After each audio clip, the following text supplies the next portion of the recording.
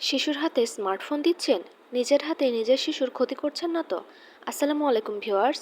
শিশুর হাতে স্মার্টফোন দিলে কি কি ক্ষতি হতে পারে, বয়সভিত্তিক স্ক্রিন টাইম নির্দেশিকা ও করণীয় সম্পর্কে আজকের ভিডিওটি। প্রথমে আছে শিশুর হাতে স্মার্টফোন দিলে কি কি ক্ষতি হতে পারে। শিশুর চোখের সমস্যা হতে পারে। শিশুর হাতে স্মার্টফোন দিলে শিশুর চোখের সমস্যা হবে। এর মধ্যে চোখে ঝাপসা দেখা, চোখ জ্বালাপোড়া করা, চোখ শুষ্ক হয়ে যাওয়া, মাথা ব্যথা, চোখে ব্যথা বা অস্বস্তি হতে পারে। ঘুমের ব্যাঘাত। শিশু যত বেশি ফোন দেখবে শিশুর ঘুমে তত ব্যাঘাত হবে, কারণ স্ক্রিন ব্যবহার করার ফলে শিশুর মস্তিষ্ক উত্তেজিত থাকে, যার ফলে ঘুম আসতে দেরি হয়। আচরণগত সমস্যা।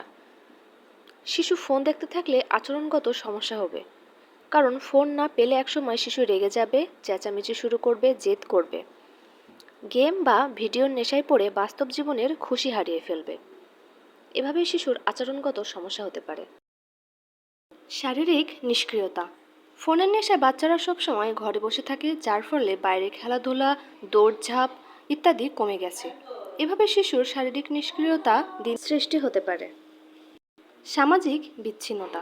পরিবার, বন্ধু, সহপাঠীদের সাথে মুখোমুখি যোগাযোগ কম হওয়ায় শিশুর সাথে সামাজিক বিচ্ছিন্নতা সৃষ্টি হতে পারে।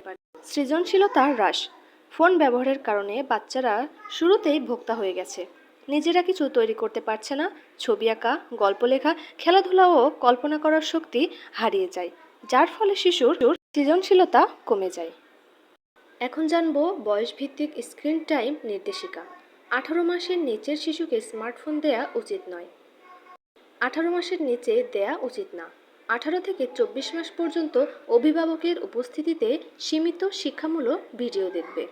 2 থেকে 5 বছর বা তার বেশি বয়স হলে সর্বোচ্চ 1 ঘন্টা শিক্ষামূলক কন্টেন্ট দেখবে। করণীয়: স্ক্রিন টাইম নির্দিষ্ট করে দিন। খাবার সময় ও ঘুমের আগে স্ক্রিন বন্ধ রাখুন। কন্টেন্ট বেছে নিন শিক্ষামূলক, বয়স উপযোগী। বই পড়ুন, গল্প করুন, খেলুন, একসাথে বসে দেখুন ও আলোচনা করুন। অফলাইন অ্যাক্টিভিটির সুযোগ বাড়ান, ভ্রমণ করুন, ফল ও পাখি দেখান। শিশুকে পর্যাপ্ত সময় দিন, শিশুর মানসিক বিকাশে সাহায্য করুন।